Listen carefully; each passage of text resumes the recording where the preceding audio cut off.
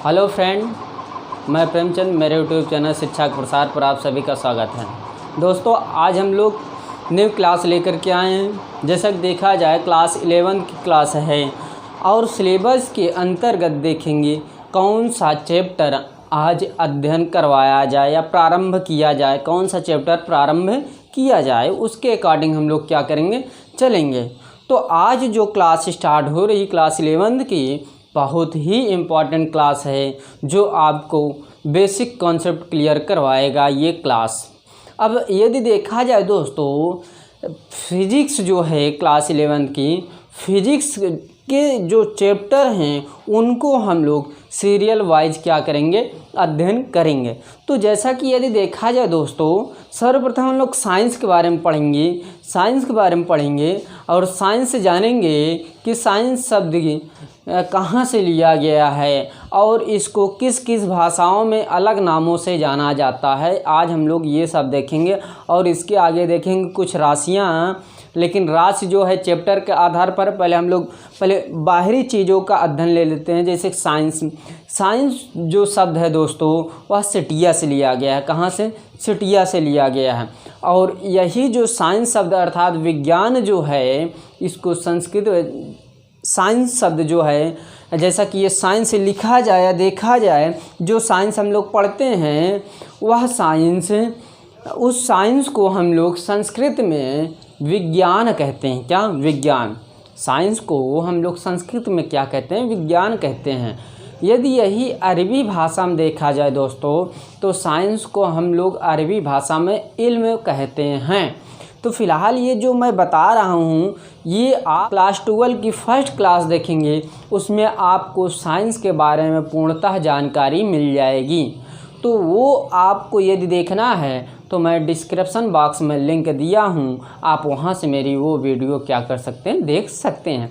तो जैसा देखा जाए दोस्तों, तो यहाँ पर हम लोग एक बार सरसरी निगाह में अध्ययन कर लेते हैं। जैसा कि यदि देखा जाए दोस्तों, साइंस जो है, साइंस की परिभाषा देखा जाए तो इसकी परिभाषा बहुत नॉर्मल तरीके से है। जैसा कि इसको यदि परिभाषित किया जाए दोस्तों, इसको परिभाषित करने का बहुत नॉर्मल ट्रिक है। जैसे देखा जाए, देखिए, प्राकृतिक में पाए जाने वाले वस्तुएं तथा इनसे होने वाले अनेक घटनाओं का अध्ययन करना ही साइंस कहलाता है। इतनी बात क्लियर। अब यहीं पर हम लोग देखेंगे साइंस कितने प्रकार के होते हैं दोस्तों। साइंस जो है, साइंस अनंत प्रकार के अर्थात इन्फिनाइट होते हैं। तो फिलहाल हम लोग कुछ भागों पर क्या करेंगे, देखेंगे कि कितने पार्ट होते हैं साइंस के, कुछ पार्ट को देखेंगे। जैसा कि दोस्तों, ये जो क्लास 11 क्लास चल रही है, यह हफ्ते में सिर्फ एक क्लास जाएगी। हो सकता है 2 क्लास जा सकती है। 2 क्लास जाने की संभावना कब रहेगी? जब जो क्लास रहेगी, यदि वह जब 50 मिनट के नीचे रहेंगी तब। यदि घंटे में रहेंगी तो एक ही क्लास रहेगी। इतनी बात क्लियर। तो अब हम लोग यहाँ पर देखते हैं, थोड़ा सरसरी निगाह में पढ़ लेते हैं। जैसा कि यहाँ देखा जाए दोस्तों, जो साइंस है अर्थात विज्ञान जो है दोस्तों, विज्ञान की खोज अरस्तु नामक वैज्ञानिक ने की। कौन? अरस्तु नामक वैज्ञानिक। जैसा कि इसको देखा जाए दोस्तों, इसके 2 पार्ट होते हैं। प्रथम पार्ट है वास्तविक विज्ञान। क्या? वास्तविक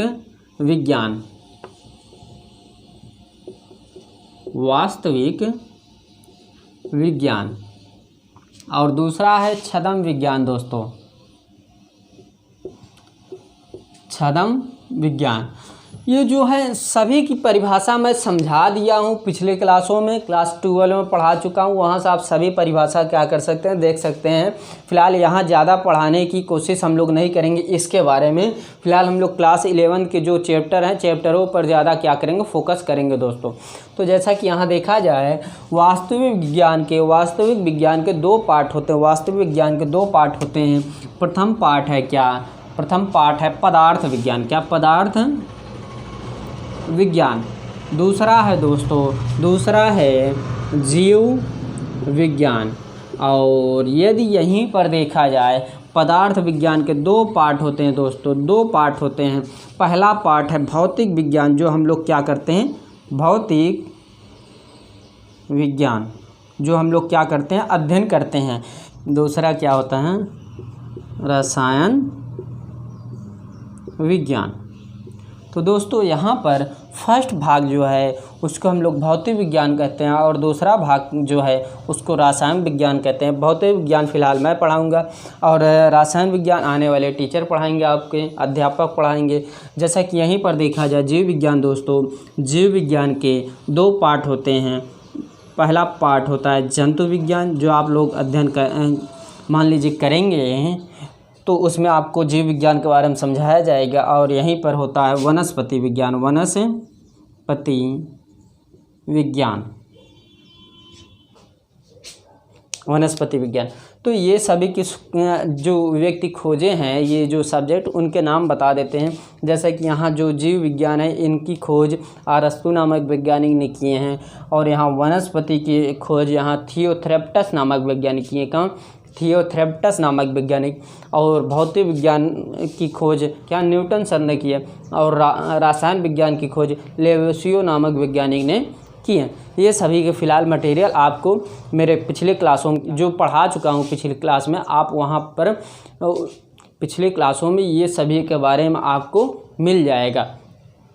डिस्क्रिप्शन बॉक्स में मैं लिंक दिया हूँ, वहाँ से आप मेरी वीडियो क्या कर सकते हैं, देख सकते हैं दोस्तों। तो अब हम लोग इसी के आगे चलते हैं। जैसा कि यहाँ हम लोग देखें भौतिक विज्ञान। क्या भौतिक विज्ञान, जो भौतिक विज्ञान है दोस्तों बहुत ही इम्पोर्टेंट है।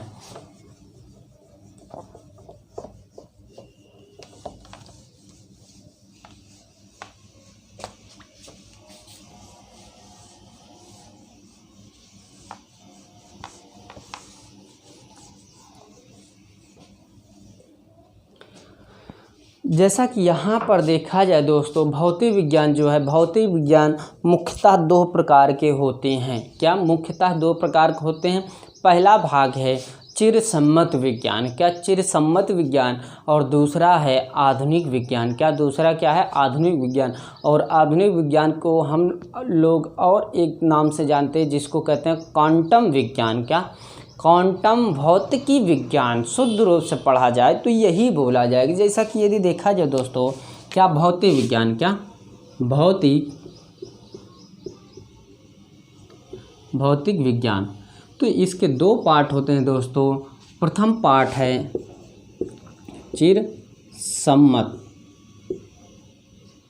चिरसम्मत भौतिक विज्ञान और दूसरा होता है दोस्तों आधुनिक विज्ञान, या इसको हम लोग बोलते हैं क्वांटम भौतिक विज्ञान। तो यहाँ भी आप लोग लिख सकते हैं आधुनिक भौतिक विज्ञान, तो बात वही है।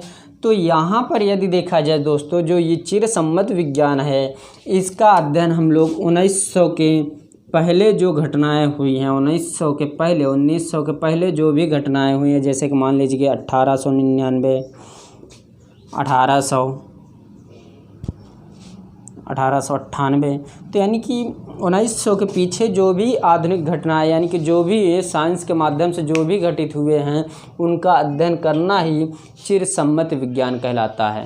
यानी कि चिरसम्मत विज्ञान के अंतर्गत जैसे देखा जाए 1900 के पीछे जो भी घटनाएं हुई हैं उनको अध्ययन करना ही चिरसम्मत विज्ञान कहलाता है। यदि यहीं पर हम लोग आधुनिक विज्ञान के बारे में देखें दोस्तों, तो यहाँ पर ये प्रोसेस है 1900 के बाद। क्या? 1900 के बाद, यानी कि 1901, 1902 कहाँ तक? 2020 तक, प्रेजेंट टाइम। तो यानी कि यहाँ ये जो बताया जा रहा है 1900 से लेकर के 2020 तक ये जितनी भी घटनाएं हुई है इनके मध्य उनका अध्ययन करना आधुनिक विज्ञान या क्वांटम विज्ञान कहा जाता, क्वांटम विज्ञान या आधुनिक विज्ञान कहा जाता है। तो यहाँ पर जो प्रोसेस है दोस्तों, जैसा कि हम लोग भौतिक विज्ञान जो पढ़ रहे हैं, भौतिक विज्ञान का यदि पहला चैप्टर देखें तो भौतिक विज्ञान का पहला चैप्टर है भौतिक जगत। क्या? भौतिक जगत। इतने भी प्रोसेस मैंने डिस्कस किया नॉर्मल रूप से, ये सब उसी में ही आते हैं। जैसे कि जगत में भौतिक जगत जो चैप्टर है उसमें बल आते हैं, बल के अनेक बल आते हैं, यानी कि बल के प्रकार आते हैं। यदि मान लीजिए कि हम भौतिक जगत में बल पढ़ा देंगे तो आगे आने वाले जो चैप्टर हैं उनमें जब मैं बल पढ़ाऊँगा थोड़ा डिफरेंट रहेगा, और यहाँ जब पढ़ाऊँगा यहाँ थोड़ा सा ही दिया गया है, तो इसकी चर्चा हम लोग यहाँ ना करके आने वाले जो चैप्टर हैं उनमें क्या करेंगे, डिस्कस करेंगे। तो यहाँ जो भौतिक जगत है चैप्टर दोस्तों, उसकी हम लोग चर्चा नहीं करेंगे। वो नॉर्मल रूप से आप इतना लिख सकते हैं, जो भौतिक जगत है उसमें विशेष बातें तो दी हैं, लेकिन उनको हम लोग आगे आने वाले क्लासों में कहीं ना कहीं किसी न किसी क्लास में क्या करेंगे, डिस्कस कर लेंगे। फिर आप करते हैं।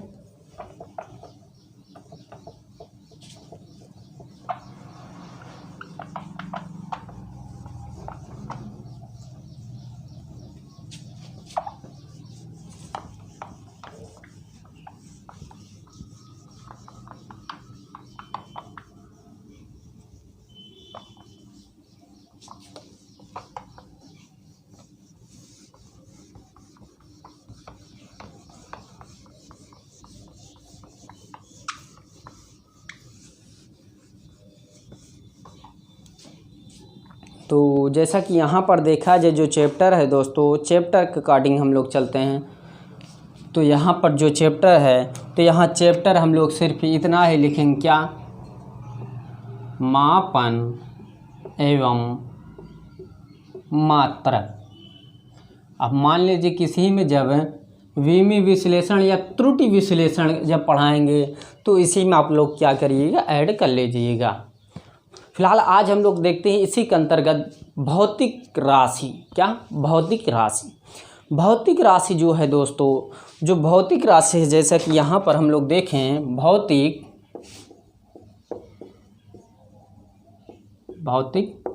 राशि। जो भौतिक राशि है दोस्तों, जो भौतिक राशि है ये इम्पॉर्टेंट है, क्योंकि इसी राशि के अंतर्गत जो राशियाँ हैं उन्हें हम लोग क्या कर सकते हैं, इन्हीं के आधारित, यानी कि इसके आधार पर ही जो राशियाँ उनको क्या कर सकते हैं, अध्ययन कर सकते हैं। तो जैसा कि यदि यहाँ पर देखा जाए दोस्तों, भौतिक राशि किसे कहते हैं? वे राशि जो प्रत्यक्ष रूप से और अप्रत्यक्ष रूप से समझा जा सकें। क्या? वही राशियाँ जो प्रत्यक्ष रूप और अप्रत्यक्ष रूप से समझा जाए उसे हम लोग क्या कहते हैं, भौतिक राशि कहते हैं। और भौतिक राशि के दो राशियां होती हैं, जिसको हम लोग कहते हैं मूल राशि या मूल भौतिक राशि। दूसरा होता है व्युत्पन्न भौतिक राशि या व्युत्पन्न राशि। तो ये दो राशि हैं और इन्हीं के अंतर्गत हम लोग कुछ मात्रकों का भी क्या करेंगे, अध्ययन करेंगे दोस्तों। तो यहाँ पर हम लोग देखते हैं, देखिएगा ध्यानपूर्वक। जैसा कि यहाँ फर्स्ट पॉइंट देखा जाए दोस्तों, पहला पॉइंट है, यानी पहला बिंदु है, क्या? पहला बिंदु है मूल भौतिक राशि, जिसको हम लोग बोलते हैं मूल राशि। क्या? मूल राशि। तो यहाँ पर जो प्रोसेस है, जैसे कि इसका सेकंड पॉइंट भी देख लेते हैं, जिसको हम लोग व्युत्पन्न राशि या हम लोग कहते हैं व्युत्पन्न भौतिक राशि। तो ये क्या है दोस्तों, तो इसको हम लोग समझेंगे तो सर्वप्रथम हम लोग इसको समझेंगे भौतिक, यानी कि मूल भौतिक राशि, इसके बारे में हम लोग समझेंगे। ये जो है ये इम्पॉर्टेंट है दोस्तों। फिलहाल जो ये पैटर्न है, ये प्रेजेंट टाइम पर जो पैटर्न है ये तो फिलहाल अलग हो गया है। यदि हम लोग पुराने 5 साल के रिकॉर्ड देखा जाए, पुराने 5 साल को देखा जाए तो उसमें क्या था, 5-6 साल का रिकॉर्ड क्लास 11 और 12 का जो फिज़िक्स का सिलेबस था वो मिक्स करके एक पेपर बनाया जाता था।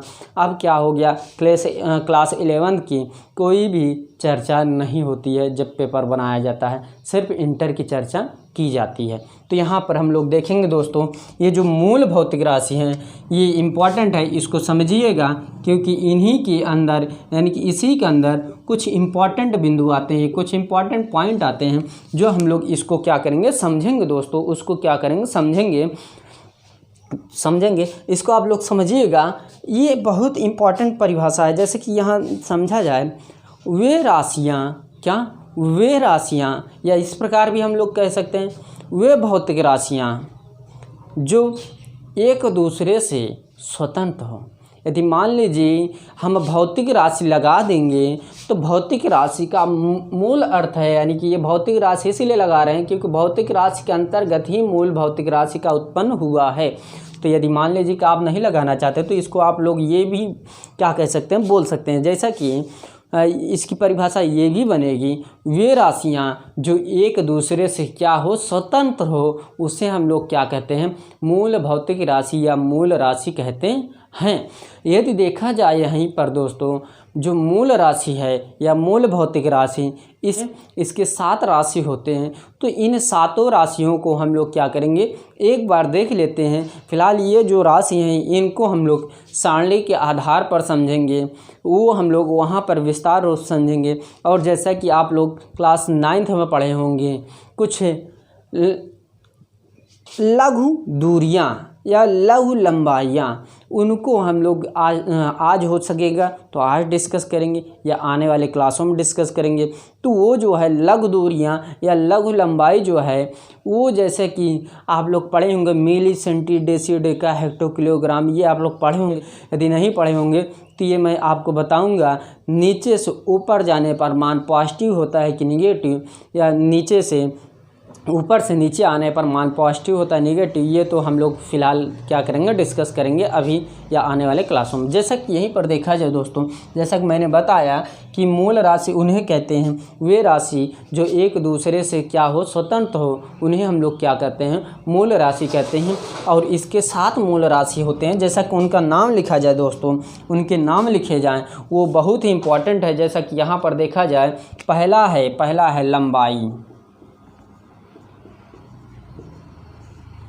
क्या फर्स्ट पॉइंट है लंबाई। लंबाई को हम लोग यम से डिनोट करते हैं। ये फ़िलहाल जितने भी प्रतीक हैं ये सभी हम लोग अभी जब सारणी बनाएंगे तो वहाँ पर अध्ययन करेंगे। ओके, तो यहाँ पर जो सेकंड पॉइंट आएगा दोस्तों, जो सेकंड पॉइंट आएगा, द्रव्यमान आएगा। क्या? द्रव्यमान को केजी से डिनोट करते हैं। क्या? केजी से डिनोट करते हैं। और इसी के बाद समय आएगा। क्या? समय। और समय के जैसा कि आप लोग जानते हैं टाइम, लेकिन जो टाइम रहेगा वो किससे मिलकर बना है, यानी कि जो मिनट है वो किससे मिलकर बना है, सेकंड से मिलकर बना है। तो यहाँ किससे डिनोट किया जाएगा? यस से डिनोट किया जाएगा। इतनी बात क्लियर। अब इसी का आगे चौथा बिंदु आता है। जो चौथा बिंदु है बहुत ही इंपॉर्टेंट है, जिसको हम लोग कहते हैं क्या? विद्युत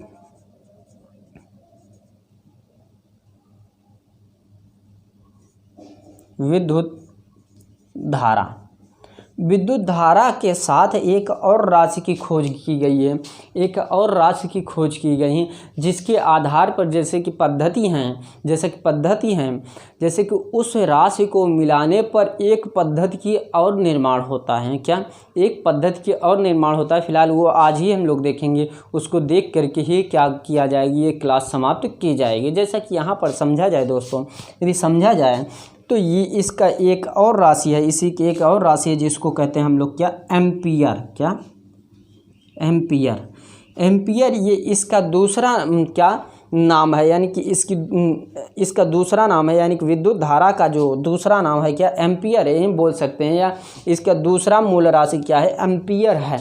और इसको जो है ए से डिनोट करते हैं। क्या? ए से डिनोट करते हैं। और इसी पर यदि 5वें बिंदु पर देखा जाए, क्या? 5वां बिंदु उष्मागतिकी या उष्मागति बोल सकते हैं, या उष्मागति ताप, जिसको हम बोलते हैं क्या? ताप भी बोल सकते हैं। इसको हम लोग के से डिनोट करते हैं। के का अर्थ है क्या दोस्तों? के का अर्थ है केल्विन। क्या? के का अर्थ क्या है? केल्विन। तो यहाँ पर ये 5वां नंबर हो गया। अब 6 नंबर देख लिया जाए। क्या? 6 नंबर का अर्थ है क्या? पदार्थ। क्या? पदार्थ। और पदार्थ जो है, पदार्थ का मात्रक बोल सकते हैं क्या, पदार्थ का मात्रा। तो ये जो है, जैसा कि ये देखा जाए, इसका जो नाम होता है वो मोल में डिनोट किया जाता है और मोल का सिंबल क्या होगा, मोल ही होगा, उसको आप लोग देख सकते हैं। और जो 7वें नंबर पर, जो 7वां नंबर है उसको हम लोग ज्योति तीव्रता बोलते हैं क्या, ज्योति तीव्रता, ज्योति तीव्रता। इसको CD से डिनोट करते हैं क्या, इसको CD से डिनोट करते हैं, केल्विन है। जैसा कि ये तो हो गया मुख्य बात। तो इसी का आधार पर ये, जैसे कि ये सभी क्या हैं, इन सभी का मात्रक व बीमा होती है, इन सभी का मात्रक व बीमा होती है। तो यहाँ पर दो बातें ये नोट करना है।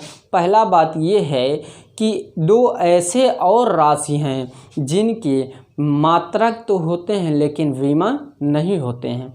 और दूसरी बात ये नोट करना है कि वो कौन कौन सा राशि हैं जिनके मात्रक होते हैं लेकिन बीमा नहीं होते, उनको हम लोग एक बार देख लेते हैं। फिलहाल उनको हम लोग क्या करेंगे, अभी पाई चार्ट यानी सारणी में क्या करेंगे, उनको समझेंगे। इतनी बात क्लियर। तो इसी का आगे हम लोग समझते हैं। सर्वप्रथम हम लोग उन दो राशियों या उन दो मात्रकों का डिस्कस कर लेते हैं जिनके मात्रक तो होते हैं लेकिन विमाएँ नहीं होती हैं। तो फर्स्ट पॉइंट जो आएगा दोस्तों वो क्या आएगा, समतल कोण। क्या फर्स्ट पॉइंट आएगा, समतल कोण। फर्स्ट पॉइंट क्या आएगा, समतल कोण, समतल कोण। समतल कोण का मात्रक जो होता है दोस्तों वो रेडियन होता है। क्या, वो रेडियन होता है, वो रेडियन होता है। और जो दूसरा पॉइंट है दोस्तों, वो दूसरा पॉइंट है क्या, घन कोण। क्या, घन कोण। और घन कोण का जो मात्रक होता है वो स्टेरेडियन होता है। क्या, स्टेरेडियन होता है। ये इम्पॉर्टेंट है दोस्तों। इतनी बात क्लियर। तो ये बात रही मूल भौतिक राशि के अंतर्गत। अब इसी का आगे है क्या, व्युत्पन्न राशि या व्युत्पन्न भौतिक राशि। तो यहाँ पर हम लोग सेकंड पॉइंट जो है इसका हम लोग उसको डिस्कस कर लेते हैं दोस्तों। तो ये जो है व्युत्पन्न राशि या व्युत्पन्न भौतिक राशि बोल सकते हैं। तो यहाँ पर जो प्रोसेस है दोस्तों, इसकी परिभाषा बहुत नॉर्मल तरीके से समझी जा सकती है। जैसा कि यहाँ पर समझा जाए दोस्तों, तो ये जो व्युत्पन्न राशि है इसकी परिभाषा बहुत नॉर्मल तरीके से समझा जा सकता है। जैसे कि व्युत्पन्न राशि वे राशि हैं जिनको व्यक्त करने के लिए मूल राशियों की सहायता लेनी पड़ती है। क्या, व्युत्पन्न राशि एक ऐसी राशि है जिनको व्यक्त करने के लिए मूल राशियों की सहायता लेनी पड़ती है, उसे हम लोग क्या कहते हैं, व्युत्पन्न राशि कहते हैं। या इसको हम लोग इस प्रकार समझ सकते हैं, वे राशि जो मूल राशियों द्वारा व्यक्त किया जाए उन्हें हम लोग क्या कहेंगे, व्युत्पन्न राशि कहते हैं। क्या, व्युत्पन्न राशि कहते हैं। तो ये रही बात मूल भौतिक राशि या मूल राशि। दूसरा पॉइंट है व्युत्पन्न राशि या व्युत्पन्न भौतिक राशि दोस्तों। तो इसी का आगे, जैसा कि ये पॉइंट रहा कुछ इम्पॉर्टेंट, अब इसके अंतर्गत और इम्पॉर्टेंट बिंदुओं पर चलते हैं। जैसा कि आप लोग पद्धति के नाम सुने होंगे। पद्धति को आज से पहले क्या बोला जाता था, आज से पहले क्या बोला जाता था। पद्धति जो है पहले के कालांतर के समय में प्रणाली बोली जाती थी। क्या, प्रणाली। जैसा कि जब हम लोग पद्धति पढ़ेंगे तो प्रणाली ऑब्लिक लगा करके पद्धति दोनों को नाम लिखते हुए क्या करूँगा मैं, दोनों पद्धति यानी कि क्या, प्रणाली और क्या, पद्धति को दोनों को लिख करके मैं समझाऊंगा और दोनों का अर्थ भी बताऊंगा कि ये क्या है। इतनी बात क्लियर। तो हम लोग इसको रब करते हैं तब समझते हैं। ओके।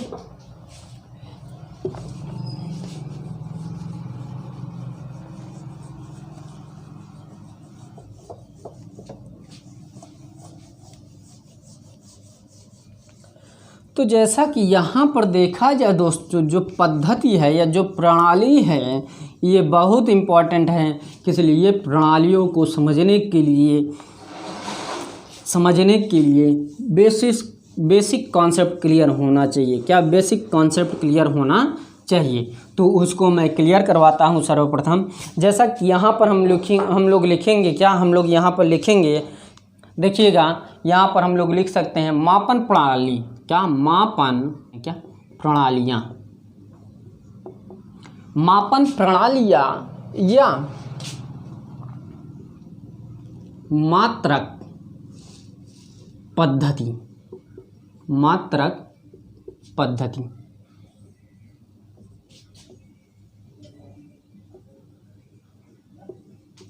तो ये जो है दोस्तों बहुत ही इम्पोर्टेंट है, तो इसको हम लोग बहुत विस्तार रूप समझेंगे। जैसा कि देखा जाए दोस्तों, तो ये जो प्रोसेस है जैसा कि यहाँ समझते हैं, तो ये इसकी बात यदि किया जाए क्या मापन का यानी कि पद्धति का कालांतर में, क्या कालांतर में मापन को भिन्न भिन्न देशों ने, कालांतर में मापों का भिन्न भिन्न देशों के वैज्ञानिकों ने प्रणाली की खोज की। क्या प्रणाली की खोज की, ये ध्यान दीजिएगा, ये आप लोग लिखते चलिएगा चाहिए। क्यों? क्योंकि ये जो मैं समझा रहा हूँ या जो मैं बोल रहा हूँ ये आपको मटेरियल नहीं मिलेगा। क्या कालांतर में मापन को भिन्न भिन्न देशों के वैज्ञानिकों ने प्रणाली की खोज की जो कुछ सालों पहले की, जैसे कि हम लोग बोल सकते हैं कुछ सालों के पहले। तो यहाँ पर हम लोग इस प्रकार समझ सकते हैं, देखिएगा बहुत नॉर्मल तरीके से मैं बता सकता हूँ कि जैसा कि यहाँ जो प्रोसेस चल रहा है ये प्रोसेस ये होगा। तो कुछ समय पूर्व 3 प्रणालियों को समक्ष में लाया गया, 3 प्रणालियों को प्रकाश में लाया गया। तो उन प्रणालियों के माध्यम से प्रणालियों या उस पद्धतियों के आधार पर मापन व मात्रक का निर्धारण किया जाता था। लेकिन ये जो 3 प्रणाली है या जो ये 3 पद्धति हैं, ये पद्धति अभी भी कहीं ना कहीं देखने को मिलती है। ये जो पद्धति है अभी भी कहीं ना कहीं देखने को क्या होती है, मिलती है। तो सर्वप्रथम हम लोग उन पद्धतियों को लिखते हैं। क्या उन पद्धतियों को लिखते हैं, तो उसके बारे में विस्तार रूप से और डीप रूप से समझते हैं दोस्तों। इतनी बात क्लियर। तो यहाँ पर जैसा कि देखा जाए तो पहली पॉइंट जो है फर्स्ट, सेकंड एंड थर्ड। तो यहाँ जो फर्स्ट पॉइंट है उसको हम लोग देखते हैं CGS पद्धति। क्या? CGS पद्धति। दूसरा है MKS पद्धति। और तीसरा क्या है, ये बहुत ही इम्पोर्टेंट है। इसको हम लोग देखते हैं और पढ़ते हैं, समझते हैं। पद्धति तो जैसा कि ये जो दिया गया, ये जो CGS पद्धति है, ये जो पद्धति है इसका सर्वप्रथम हम लोग C का अर्थ समझते हैं, G का अर्थ समझते हैं और S का अर्थ समझते हैं। तो यहाँ पर जो C दिया है इसका अर्थ होता है सेंटीमीटर। क्या? सेंटीमीटर। और जो G दिया है इसका अर्थ होता है क्या? ग्राम। और S का जो अर्थ है ये क्या है? सेंटीमीटर, ग्राम। और ये क्या हो जाएगा? सेकंड हो जाएगा। क्या? सेकंड हो जाएगा। बहुत ही नॉर्मल तरीके से इसको हम लोग समझ सकते हैं। जैसा कि यहाँ पर देखा जाए दोस्तों, ये जो C है, C का अर्थ है क्या? सेंटीमीटर। और G का अर्थ क्या है? ग्राम। और S का अर्थ क्या है? सेकंड। ये है कुछ इम्पॉर्टेंट। जैसा कि यहीं पर यदि देखा जाए MKS पद्धति, M का अर्थ होता है क्या? मीटर। K का अर्थ होता है क्या? किलोग्राम। और S का क्या होता है? सेकंड। क्या? S का क्या होता है? सेकंड। यदि यही FPS पद्धति को देखा जाए तो F का अर्थ होता है फुट, P का अर्थ होता है पाउंड, S का अर्थ होता है सेकंड। तो इसको सर्वप्रथम हम लोग समझते हैं विस्तार रूप से। जैसा कि यहाँ पर आप लोग लिख सकते हैं, यहाँ पर ये लिख सकते हैं, ये जो CGS पद्धति है ये किस देश से प्रकाश में लाया गया, या इसको हम लोग इस प्रकार ही बोल सकते हैं, सीजीएस पद्धति की खोज किस देश में हुई। तो यहाँ पर सभी की बायोडाटा आप लोग क्या करिएगा, लिखिएगा। इसको हम लोग सीजीएस पद्धति जो है, ये जो सीजीएस पद्धति है इसको हम लोग गॉसियन पद्धति कहते हैं। क्या, गॉसियन पद्धति, गॉसियन पद्धति कहते हैं। क्या, इसको आप लोग लिख सकते हैं, इस पद्धति को हम लोग गॉसियन पद्धति कहते हैं। और इसका फुल नेम है, ये आप लोग लिखते चलिएगा, इसका फुल नेम है, देखिएगा, सी का अर्थ होता है सेंटीमीटर, और जी का होता है ग्राम, और यस का अर्थ होता है सेकेंड। तो यहाँ पर जैसे कि ये मूल भौतिक राशि के अंतर्गत आते हैं, जैसा कि ये जो सेंटीमीटर है, ग्राम जो है, सेकंड है, ये भी मूल भौतिक राशि के अंतर्गत आता है। लेकिन इनके मात्रक यानी कि इनके मात्रक के रूप में क्या क्या नाम जाना जाता है। जैसे सेंटीमीटर है, सेंटीमीटर को किससे नापा जाता है, सेंटीमीटर को किससे नापा जाता है, और ग्राम को किससे तौला जाता है। तो ये सभी को हम लोग समय विस्तार रूप से समझते हुए चलेंगे। तो ये जो सेंटीमीटर है दोस्तों, ये लंबाई, और ये जो ग्राम है इसको केजी में नापा जाएगा। क्या, केजी में। और जो ये सेकंड है इसको किससे डिनोट किया जाएगा, टाइम टी से डिनोट किया जाएगा। ये सभी आप प्रोसेस क्या करिएगा, लिखते चलिएगा। ये सभी प्रोसेस आप लोग क्या करिएगा, लिखते चलिएगा। टी का अर्थ होता है समय। क्या, टी का अर्थ होता है समय। तो ये पद्धति जो सीजीएस पद्धति है, ये गॉसियन पद्धति है। इसका फुल नेम होता है सेंटीमीटर, ग्राम, सेकंड, और ये तो मूल राशि के अंतर्गत ये इनका नाम लिखा गया, सेंटीमीटर, ग्राम और सेकंड। और इनके मात्रक क्या होते हैं, यानी कि लंबाई, और ये क्या होता है, टाइम यानी कि समय। ये जो एक निर्धारित मात्रक हैं, देखिए ये जो निर्धारित मात्रक है, इन पद्धतियों, ये जो 3 पद्धति है, ये कहीं ना कहीं अभी भी देखने को मिलती है। तो जब मान लीजिए कहीं ना कहीं ऐसी कौन सी पद्धति है जो हमको देखने को मिलती होगी, जो प्रेजेंट टाइम पर देखने को मिलती होगी, जो मान लीजिए चलते उड़ते बैठते कुछ ऐसी पद्धति होगी, ऐसी कोई ना कोई पद्धति होगी जिसका हम लोग उपयोग करते होंगे ये तीनों पद्धति को छोड़ करके। तो पद्धति है क्या, एसआई पद्धति, जिसको हम लोग अंतर्राष्ट्रीय पद्धति कहते हैं। तो सर्वप्रथम हम लोग इसको समझते हैं। अब इसके बाद ये आते हैं, इस पर आते हैं सेकंड पॉइंट, यम के यस पद्धति। किया, यम के यस पद्धति। इस पद्धति को हम लोग फ्रांसीसी पद्धति कहते हैं। क्या, इस पद्धति को हम लोग फ्रांसीसी पद्धति कहते हैं। क्यों फ्रांसीसी पद्धति कहते हैं, क्योंकि इस पद्धति का विकास फ्रांस में हुआ है। क्योंकि इस पद्धति का विकास फ्रांस में हुआ है। इतनी बात क्लियर। और इसका यदि फुल नेम जाना जाए, यदि इसका मतलब जाना जाए, यम का अर्थ होता है क्या, मीटर। देखिएगा, यम का अर्थ होता है क्या, मीटर, और यस का अर्थ होता है केजी, किलोग्राम, और यस का क्या होता है, सेकंड। तो ये जो होता है इसको किस में नापा जाता है, मीटर। मीटर मान लीजिए कि लंबाई जो है ये किस में डिनोट किया जाता है, मीटर जो है, या लंबाई को हम लोग किस में डिनोट कर सकते हैं, मीटर। तो मीटर किस में डिनोट कर सकते हैं, लंबाई। जाहिर सी बात है, जब हम मीटर को लंबाई में देख सकते हैं तो लंबाई किस में देख सकते हैं, मीटर में देख सकते हैं। तो यहाँ पर हम लोग लिख सकते हैं, देखिएगा बहुत नॉर्मल तरीके से इसको हम लोग देख सकते हैं। जैसा कि ये क्या होगा, लंबाई हो जाए, क्या, लंबाई, और केजी का क्या हो जाएगा, द्रव्यमान हो जाएगा। क्या, द्रव्यमान। और द्रव्यमान द्रव्यमान किसी न किसी वेट होगा, किसी न किसी वस्तु का वेट होगा, वेटेज होगा। उसी प्रकार समय क्या हो जाएगा, समय जो है, समय में मेरा चक्रण है, यानी कि इसको जो है यहाँ पर हम लोग क्या लिखेंगे, यहाँ हम लोग सेकंड लिखेंगे, और सेकंड का क्या हो जाएगा, समय हो जाएगा। इतनी बात क्लियर। तो हम तीसरी पद्धति पे देख सकते हैं, जिसको हम लोग फुट पाउंड सेकंड कहते हैं, फुट पाउंड सेकंड।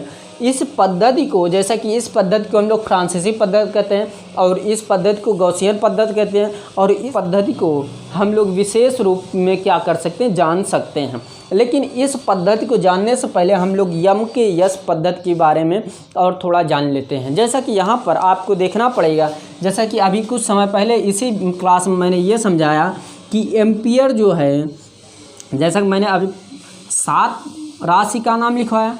जैसे कि जो विद्युत धारा है, विद्युत धारा जब मैं वहाँ डिस्कस कर रहा था अभी, तो वहाँ पर मैंने एम्पियर की भी क्या किया, चर्चा किया।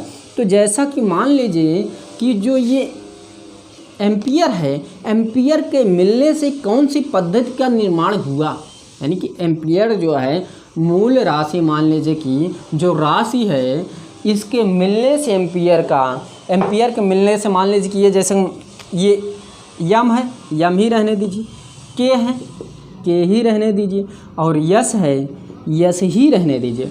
इसमें मिल क्या रहा है, जब इस पद्धति में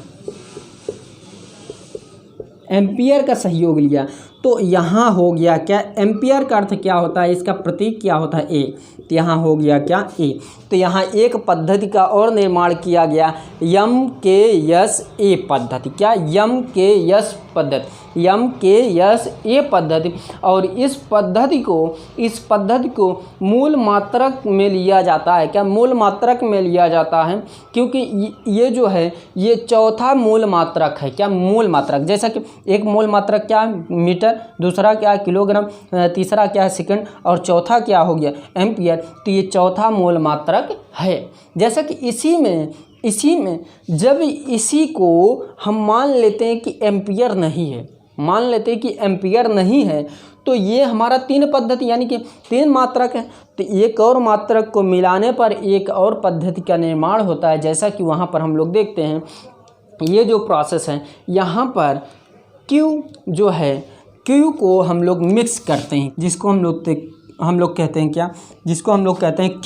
Q का अर्थ होता है क्या, आवेश। क्या, Q का अर्थ होता आवेश। तो ये जो आवेश है दोस्तों, ये जो आवेश है, आवेश बहुत ही इम्पोर्टेंट है। जब इसके साथ ये लग गया तो ये क्या हो गया, Q के साथ कन्वर्ट हो गया। तो ये A को हटा कर ही लिखा जाए, क्या, A को हटा कर लिखा जाएगा, अर्थात ये लिखा जाएगा यम के यस Q पद्धति। तो ये एक पद्धति का और निर्माण हुआ। जैसा कि यहाँ पर हम लोग बोल सकते हैं, क्या, जैसा कि यहाँ पर हम लोग बोल सकते हैं कि यम के यस पद्धति की कितनी पद्धति होती हैं, 3 पद्धतियाँ होती हैं।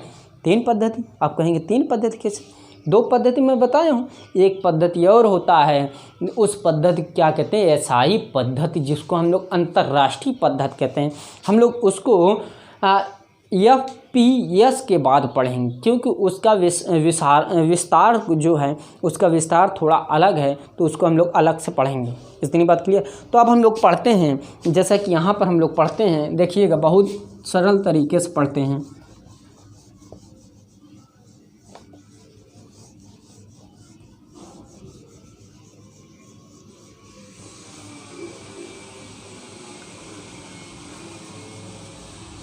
जो ये है दोस्तों, ये पद्धति, तीसरी पद्धति, यानी कि इसको हम लोग बोल सकते हैं FPS। ये जो है इसका अर्थ होता है फुट, इसका अर्थ होता है पाउंड, इसका अर्थ होता है सेकंड। तो ये जो पद्धति दोस्तों FPS, इस पद्धति को दोस्तों हम लोग ब्रिटिश पद्धति कहते हैं। क्या, ब्रिटिश पद्धति कहते हैं। क्यों ब्रिटिश पद्धति कहते हैं, क्योंकि इस पद्धति को ब्रिटिश यानी कि ब्रिटेन में ही खोजा गया, जिसका नाम रख दिया गया क्या, ब्रिटिश पद्धति, और वहाँ के वैज्ञानिकों के नाम पर रख दिया गया वहाँ के वैज्ञानिकों के नाम पर रख दिया गया क्या, FPS। इतनी बात क्या क्लियर। एफ का अर्थ होता है क्या, फुट, और पी का अर्थ होता है पाउंड, और यस का अर्थ होता है सेकंड। इतनी बात क्लियर। तो अब यहीं पर हम लोग समझते हैं, जैसा कि ये जो फुट है, लंबाई, और पाउंड का क्या हो जाएगा दोस्तों, पाउंड का क्या होता है, पाउंड के मान लीजिए कि 1 पाउंड, 2 पाउंड, 3 पाउंड। पाउंड का अर्थ होता है द्रव्यमान, क्या, द्रव्यमान, और सेकंड का क्या होता है, समय। तो ये 3 पद्धतियों को मैंने क्या किया, डिस्कस किया दोस्तों, क्या किया, डिस्कस किया। अब इसके आगे चलते हैं हम लोग, क्या, बहुत इम्पॉर्टेंट पॉइंट है जिसको हम लोग कहते हैं एसआई पद्धति। इतनी बात क्लियर। तो तो अब हम लोग आगे चलते हैं। अब किया जाए दोस्तों,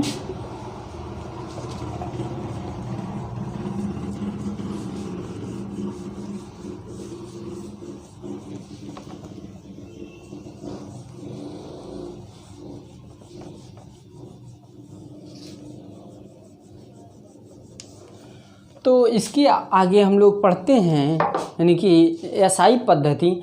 एसआई पद्धति जो है दोस्तों, ये बहुत ही इम्पोर्टेंट है। क्या? एसआई पद्धति, एसआई पद्धति।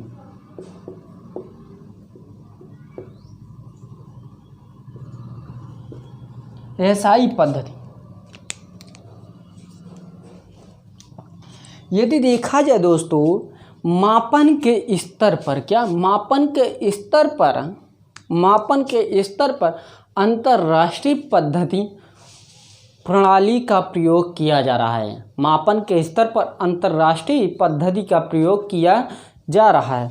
और ये पद्धति जो है, इस पद्धति को इंग्लिश में बोलते हैं सिस्टम इंटरनेशनल डी यूनिट।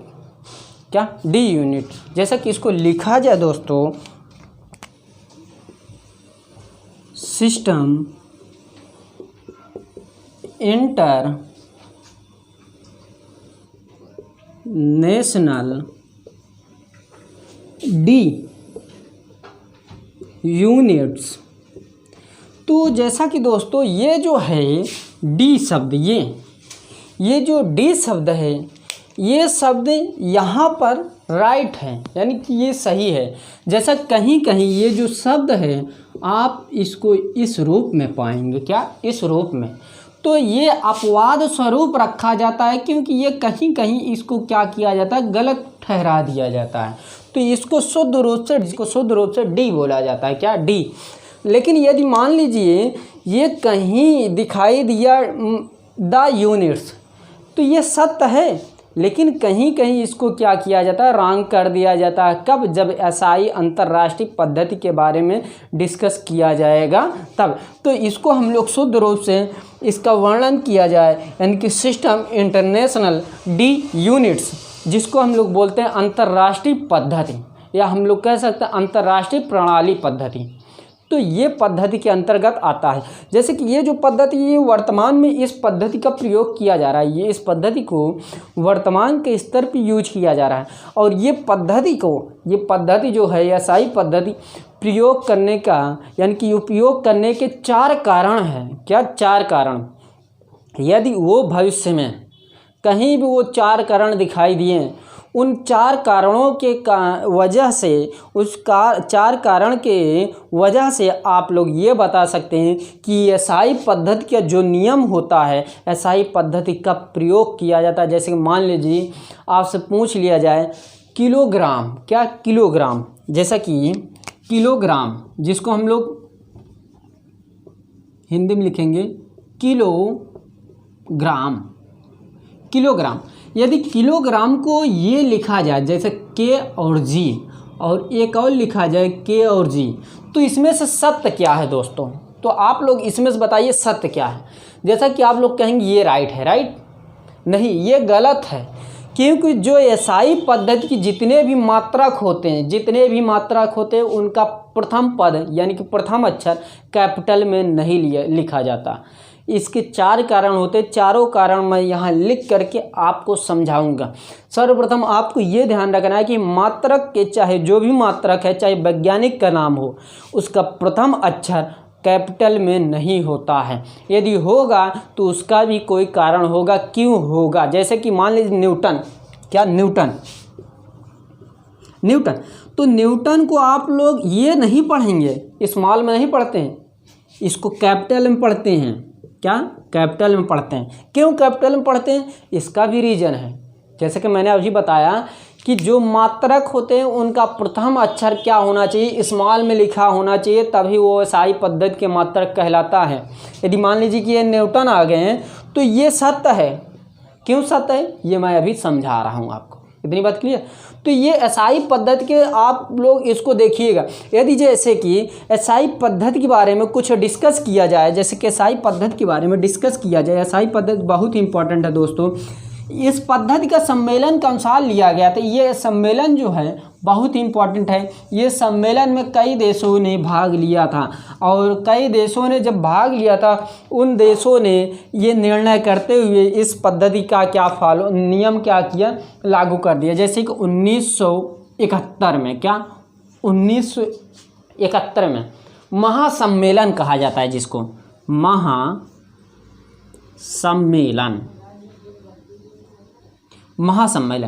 1971 में एक महासम्मेलन हुआ था और इस सम्मेलन में माप और तौल की प्रक्रिया को निर्धारित करने के लिए इस सम्मेलन का आयोजन किया गया था और इस सम्मेलन का आयोजन 1971 ईस्वी में किया गया था। मुख्य कारण ये था कि इस सम्मेलन में माप तौल की प्रक्रिया निर्धारित की जाए और उस माप तौल के कारण एक पद्धति लागू की गई जिसको हम लोग कहते हैं एसआई पद्धति। क्या कहते हैं? एसआई पद्धति, जिसको अंतर्राष्ट्रीय पद्धति कहते हैं। और ये जो पद्धति है विश्व में हर एक जगहों पर इस पद्धति को लागू किया गया, यानी कि इस पद्धति का प्रयोग किया जाता है। ये ध्यान दीजिएगा, यानी कि इस पद्धति को कब लागू किया गया? 1971 में। कब लागू किया गया? 1971 में। और इस पद्धति की उत्पत्ति किस पद्धति से हुई? इस पद्धति की उत्पत्ति एमकेएस पद्धति से उत्पत्ति हुई है। क्या? एमकेएस पद्धति से एसआई पद्धति की उत्पत्ति हुई है। तो 3 पद्धति हो गए, जैसा कि मैंने अभी बताया कि एमकेएस पद्धति से 3 पद्धतियों का निर्माण किया गया। प्रथम पद्धति क्या हो गई? एमकेएस और ए का अर्थ क्या होता है? एम्पियर। और दूसरा क्या है? एमकेएस और क्यू का अर्थ क्या होता है? कूलाम। ये दूसरा हो गया। तीसरा क्या हो गया? एसआई पद्धति। सर्वाधिक कौन सी पद्धति का उल्लेख किया गया और वर्तमान में किस पद्धति का प्रचलन सर्वाधिक है? किस पद्धति का सर्वाधिक प्रचलन है? तो एसआई पद्धति का सर्वाधिक प्रचलन है, क्योंकि इस पद्धति के आधार पर ही माप व तौल की प्रक्रिया निर्धारित की गई है और ये पद्धति हर जगहों पर यूज किया जाता है। जैसे कि आप लोग यूनिट जानते हैं, ये पद्धति के अकॉर्डिंग ही बनाई गई है।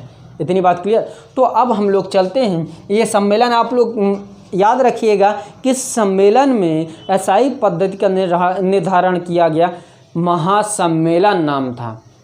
और ये महासम्मेलन कब किया गया? तो 1971 में किया गया। और इस महासम्मेलन का उद्देश्य क्या था? माप तौल की प्रक्रिया को निर्धारित करना। और इस सम्मेलन में कई देशों ने क्या किया था? भाग लिए थे। तो ये जो है मुद्दा रहा क्या? पद्धतियों के बारे में। तो विशेषतर यदि देखा जाए, कुल कितने पद्धति हैं दोस्तों? कुल हमारे कितने पद्धति यदि देखा जाए तो 6 पद्धति हैं। कितने? 6 पद्धति। जैसा कि सर्वप्रथम क्या है? सीजीएस पद्धति। क्या? सीजीएस पद्धति। और दूसरा क्या है? एमकेएस पद्धति। और तीसरा इसी के एमकेएस पद्धति की 3 पद्धति और हैं। प्रथम पद्धति क्या है? एमकेएस और ए क्या है? एम्पियर। ये तीसरा पद्धति हो गया। चौथा पद्धति एमकेएस और क्यू पद्धति, ये चौथा पद्धति हो गया। और 5वां पद्धति एसआई पद्धति। और 6 नंबर जो है एफपीएस, फुट पाउंड सेकेंड। ये 6 पद्धति होते हैं। ये 6 पद्धति को आप लोग यदि याद कर लिए तो इन पद्धतियों को आप लोग पढ़ सकते हैं। जैसा कि एसआई पद्धति हो गया, सीजीएस पद्धति हो गया। आप लोग कन्फ्यूजन रहते हैं कि कौन से पद्धति, जो मान लीजिए कोई मात्रक दे दिया, आप लोग कन्फ्यूजन हो जाते हैं ये किस पद्धति के अंतर्गत आता है। मान लीजिए कि आपसे कह दिया जाए मीटर प्रति सेकंड स्क्वायर, तो इस किस पद्धति के अंतर्गत आता है? तो ये बहुत इंपॉर्टेंट कड़ी है। तो इसीलिए मैंने इस 6 पद्धतियों की क्या की? चर्चा की। अब इसके आगे हम लोग समझते हैं, जैसे कि लंबाई, द्रव्यमान, समय, ताप, विद्युत धारा जिसको एम्पियर कहते हैं, और क्या? ज्योति तीव्रता। ये जो मात्रक यानी कि जो राशि हैं, इन राशियों को मान्यता कब दी गई कि इन राशियों का प्रयोग किया जाए? तो उसको हम लोग चार्ट के माध्यम से यानी कि सारणी के माध्यम से क्या करते हैं? समझ लेते हैं। देखिएगा बहुत इंपॉर्टेंट है। जैसे कि यहाँ पर देखते हैं, तो यहाँ पर दोस्तों हम लोग लिखते हैं, जैसे कि यहाँ जो मात्रक है बहुत ही इम्पॉर्टेंट मात्रक है। जैसा कि यहाँ पर हम लोग ये लिख सकते हैं, देखिए बहुत इम्पॉर्टेंट कड़ी है। यहाँ पर हम लोग ये लिख सकते हैं, देखिएगा जैसा कि यहाँ पर हम लोग लिख सकते हैं। तो यहाँ पर देखा जाए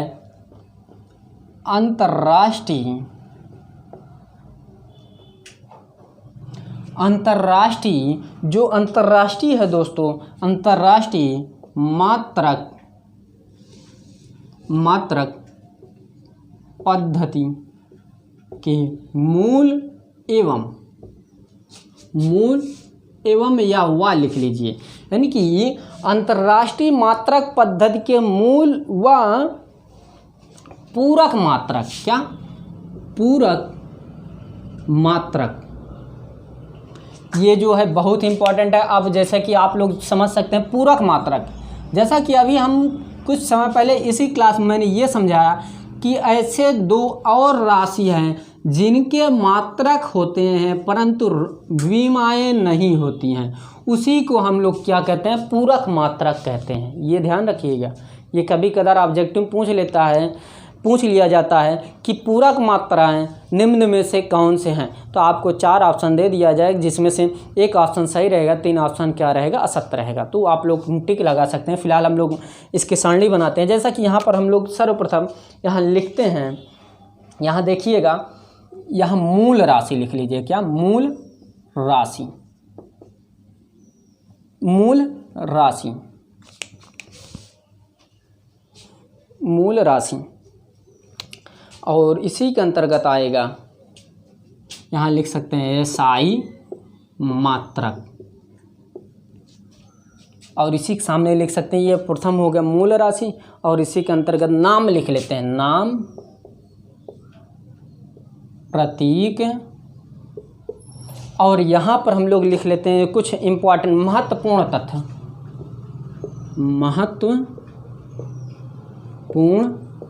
तथ्य।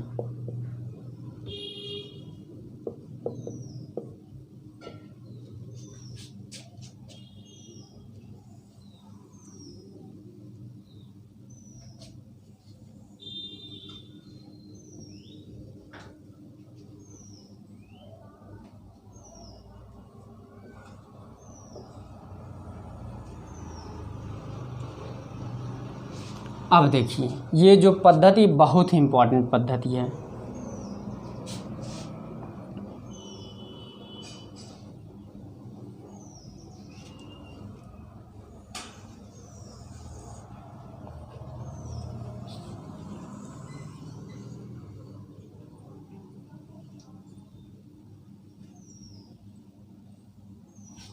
तो यहाँ पर हम लोग लिखते हैं दोस्तों,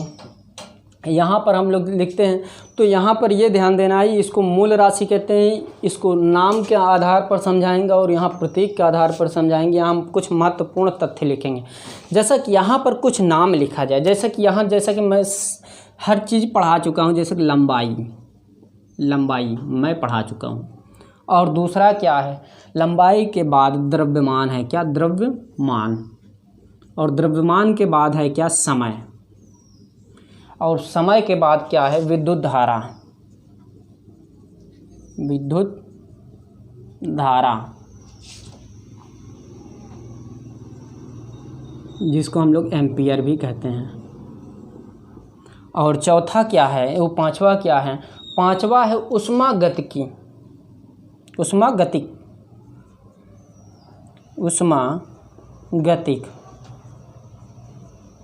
और इसी के नीचे पदार्थ का मात्रक, और इसी के आगे एक मात्रक और बचता है जिसको हम लोग ज्योति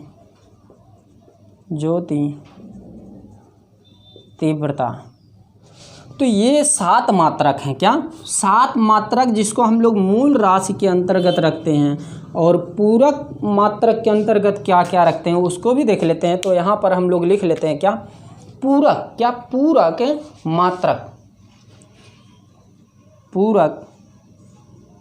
मात्रक। तो इसके अकॉर्डिंग हम लोग सर्वप्रथम पढ़ेंगे लंबाई जो है, लंबाई का नाम क्या दिया गया है, लंबाई का नाम दिया गया यानी कि किस में नापेंगे, मीटर में नापेंगे, क्या मीटर में। और द्रव्यमान को किस में नापेंगे, केजी में नापेंगे, क्या किलोग्राम जिसको कहते हैं, क्या किलोग्राम। अभी मैं सभी चीज़ों को समझा देता हूँ, आप निश्चिंत रहिए। और समय को क्या कहते हैं, समय को हम लोग सेकंड कहते हैं, क्या सेकंड हम लोग कहते हैं। और एम्पियर को क्या कहते हैं, एम्पियर को यानी कि ये ऑब्लिक जो लगाया हूँ मैं, विद्युत धारा को यानी कि एम्पियर कहते हैं, क्या कहते हैं, एम्पियर कहते हैं। तो यहाँ पर ऊष्मागतिकी को क्या कहते हैं, ऊष्मागतिकी को हम लोग कहते हैं केल्विन, क्या केल्विन। और पदार्थ का मात्रक जो है, पदार्थ का जो मात्रक है, इसको हम लोग इस प्रकार डिफाइन कर देते हैं जिससे थोड़ा अलग हो जाए दोस्तों।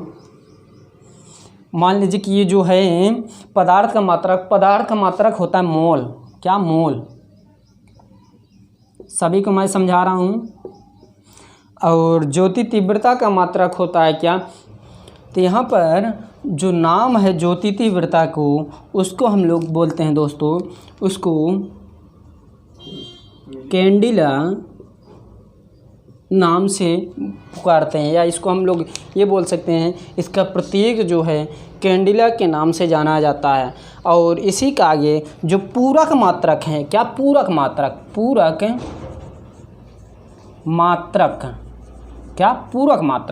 और पूरक मात्रक जैसा कि इसके पहले हम सर्वप्रथम प्रतीक देख लेते हैं। और प्रतीक जो है दोस्तों, प्रतीक यम यानी कि मीटर जो है यम हो जाएगा, और किलोग्राम जो हो जाएगा वो केजी हो जाएगा, और सेकंड जो हो जाएगा वो सेकंड जो हो जाएगा यस हो जाएगा, और एम्पियर जो हो जाएगा एम्पियर ए हो जाएगा। और केल्विन जो है बहुत इंपॉर्टेंट कड़ी है। जैसे ऊष्मागतिकी के जैसे कि आपसे पूछ लिया जाए, ऊष्मागतिकी जो है इसका जो केल्विन है, केल्विन को हम लोग के से डिनोट करते हैं, क्या के से। ये जैसे मोल का मोल ही रहेगा। और कैंडिला के सीडी है होता है, क्या सीडी। ये जो कैंडिला है, कैंडिला यानी कि ज्योति तीव्रता और ऊष्मागतिकी और द्रव्यमान, ये तीन ऐसे तत्व हैं या तीन ऐसे बिंदु हैं जो बहुत ही इम्पॉर्टेंट हैं,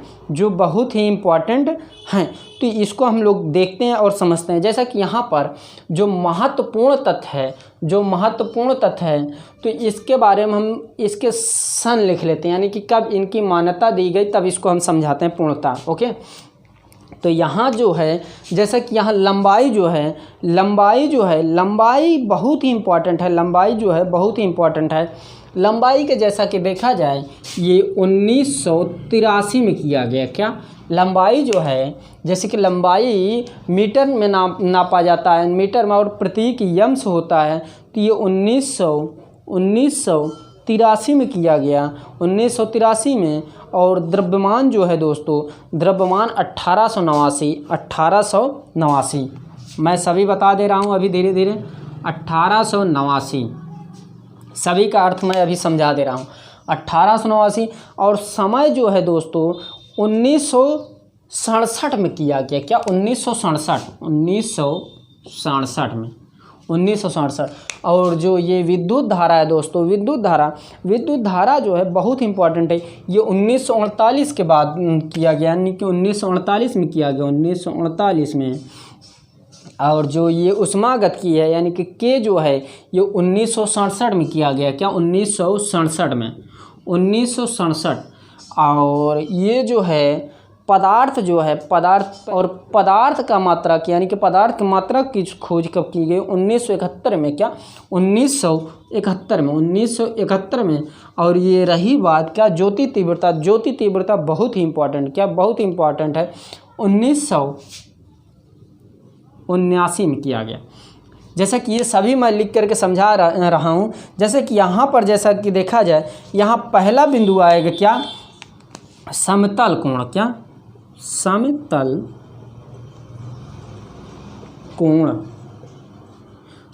कोण। और इसी का आगे एक और है, क्या घन कोण। पहला बिंदु क्या है, समतल, दूसरा क्या है, घन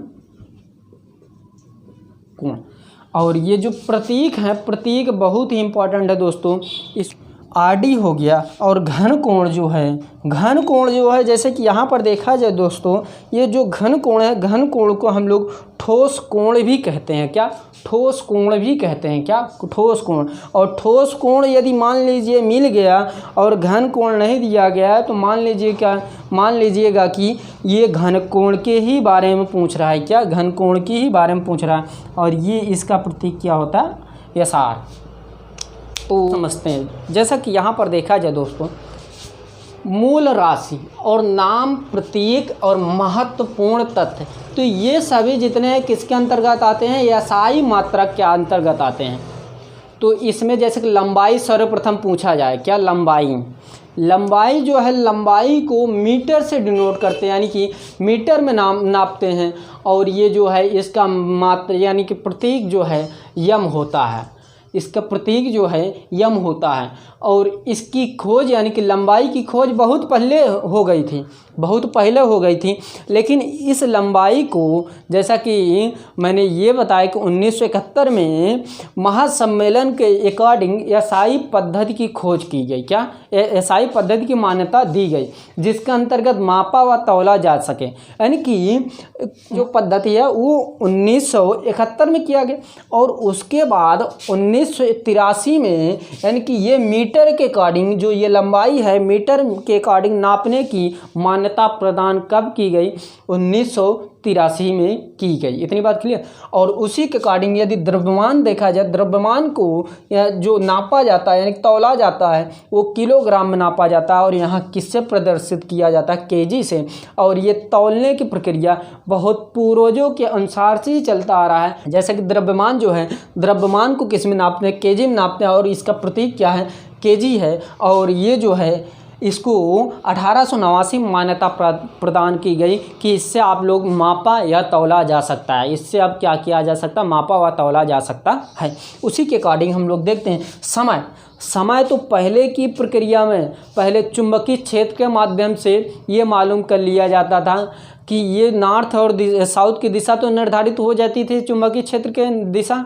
ये चुंबकीय जो सुई है उसके माध्यम से हम लोग दिशा के तो परीक्षण कर लेते थे, लेकिन समय का जो परीक्षण होता था पहले के जैसे पूर्वजों के अकॉर्डिंग देखा जाए तो वो सूर्य का जो प्रतिबिंब यानी कि जो सूर्य का प्रकाश आता है उस प्रकाश के परछाई से, जो मान लीजिए कोई वृक्ष है, वृक्ष मान लीजिए कि इस प्रकार यहाँ कोई वृक्ष है और यहाँ सूर्य उगा, तो इसका जब प्रकाश पड़ेगा तो इसका प्रतिबिंब यहाँ पर बनेगा। क्यों? ये जब और नीचे जाएगा तो ये और इस तरफ आएगा, तो ये परछाइयों के आधार पर समय का निर्धारण करते चले आ रहे थे। लेकिन धीरे धीरे ये क्या प्रकाशित हुई, तो इनका निर्धारण एक पद्धति के नाम पर क्या किया गया? तय की गई। तो इन पद्धतियों के आधार पर सेकंड जो है, सेकंड को यस से प्रदर्शित किया गया, और इनका मान्यता कब प्रदान किया गया? ये 1967 में। इसमें बहुत से प्रक्रियाएं हैं, जैसे कि ये जो सेकंड है इसका प्रक्रियाएं बहुत अलग अलग हैं, जैसे कि 127, 189, 1, ये प्रक्रियाएं हम लोग बहुत विस्तार रूप से आगे भी पढ़ेंगे। इसलिए हर प्रोसेस यहाँ हर बिंदुओं पर पढ़ाने लगेंगे, क्लास बहुत ही लंबी होती चली जाएगी। इतनी बात क्लियर। तो जैसा कि यहाँ देखा जाए, विद्युत धारा का जो नाम है वो एम्पियर से डिनोट किया जाता है, इसको एम्पियर से डिनोट किया जाता है, और इसका प्रतीक क्या होता है? ए। और इसकी मान्यता जो है दोस्तों 1948 में दिया गया, इसकी मान्यता 1948 में दी गई। तो ये जो प्रोसेस है यानी कि ये समझाया जा रहा है, ये जो विद्युत धाराएं हैं, जो धाराएं प्रवाहित होने की प्रक्रियाएं हैं, यानी कि ये 1948 में खोज की गई। इसी के आगे ऊष्मागतिकी का नाम दिया गया केल्विन, और इसको डिनोट किससे किया गया? के। और इसको प्रचलन में लाया गया कब? यानी कि मान्यता कब दी गई? 1967 में। कब? 1967 में। उसी प्रकार पदार्थ का मात्रक मोल होता है और मोल का प्रतीक MOL ही होता है, और इसको मान्यता कब दी गई? 1971 में दी गई। और इसी के अकॉर्डिंग ज्योति तीव्रता जो होता है कैंडिला होता है, और कैंडिला का प्रतीक होता है CD, और इसकी मात्रा यानी कि इसको जब मान्यता प्रदान की गई वो 1979 में दी गई। 1979 में दी गई। जैसा कि ये जो प्रोसेस है समतल कोण को प्रदर्शित करते हैं RAD से और घन कोण जिसको हम लोग ठोस कोण कहते हैं इसको SR से प्रदर्शित करते हैं। किससे? SR से प्रदर्शित करते हैं। और रही बात इसकी खोज, इसकी प्रक्रियात्मक स्वरूप थोड़ा अलग है, तो इनकी चर्चा हम लोग आगे करेंगे। इसीलिए मैं ये क्लास 11th क्लास नहीं स्टार्ट कर रहा था। क्यों स्टार्ट नहीं कर रहा था? ये मैं सोच रहा था कि ऑनलाइन क्लास में जब बच्चे कमेंट करेंगे तो उनके अर्थों का मैं शब्द उचित रूप से समझा सकता हूँ, क्योंकि बच्चे का जो वहाँ उस समय सोच रहेगी, जो थीम्स रहेगी वह थोड़ा अलग रहेगी। क्योंकि वहाँ बच्चे पूछ सकते हैं कि पॉइंट लंबाई जो है सर, इसकी खोज 1983 में ही मान्यता क्यों दी गई। तो वहाँ ऑनलाइन क्लासों में हम और अच्छी तरीके से समझा सकते हैं, लेकिन फ़िलहाल ये क्लास 11th की क्लास है, तो ये आपको जो मैटर है ये आपको NCERT पैटर्न मिलेगा, लेकिन वहाँ थोड़ा जो है बहुत लंबा तरीके, जो प्रोसेस है बहुत लंबा है, तो इसको मैंने शॉर्ट करके ये मुद्दा रख दिया। और मान लीजिए कि इसमें किसी भी प्रकार की दिक्कत हो, आप कमेंट करिएगा, कमेंट के माध्यम से मैं आपको समझाऊंगा कि ये जो महत्व दिया गया 1983 में, इसको बहुत ही इसको अलग तरीके से समझा दूंगा। यदि मान लीजिए नहीं समझ में आया कमेंट करिएगा, इसकी मैं क्लास पुनः चला दूंगा। सिर्फ SI पद्धति के जो मात्रक हैं, यानी कि मात्रक के अकॉर्डिंग ये चार्ट मैं पुनः दूसरे तरीके अपने वर्जन से बना दूंगा। ये मेरा वर्जन है, कुछ मिक्स है, ये इसलिए मिक्स करके पढ़ा रहा हूँ कि क्योंकि NCERT भी महत्व है।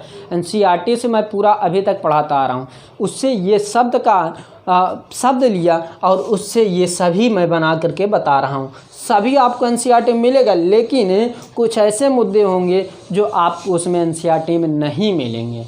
तो मैं NCERT और थोड़ा बेसिक रूप से समझाते हुए आगे चल रहा हूँ। तो ये रही बात दोस्तों अंतर्राष्ट्रीय मात्रक पद्धति। ये मात्रक जो है बहुत इंपॉर्टेंट है।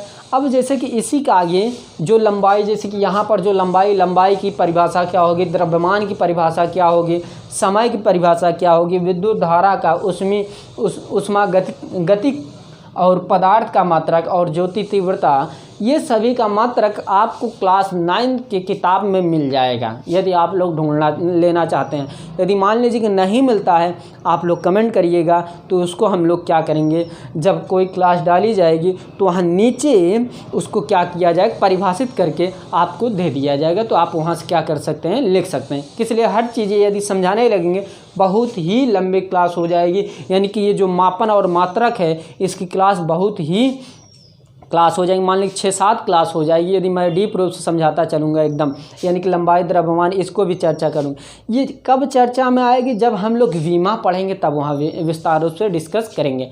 तो ये रही बात। जैसे कि दोस्तों अंतर्राष्ट्रीय पद्धतियों के आधार पर जितने पद्धति के थे मैंने डिफाइन किया, और भौतिक मूल राशियों को भी डिफाइन किया, यानी कि उसको समझाया, और व्युत्पन्न राशि, ये कुछ इंपॉर्टेंट कड़ी थी। इसके आगे मान लीजिए जैसे कि आप लोग milli, centi, deci, deca, hecto, kilogram, ये सब पढ़े हैं ना, ये प्रोसेस मैं आपको समझाऊंगा।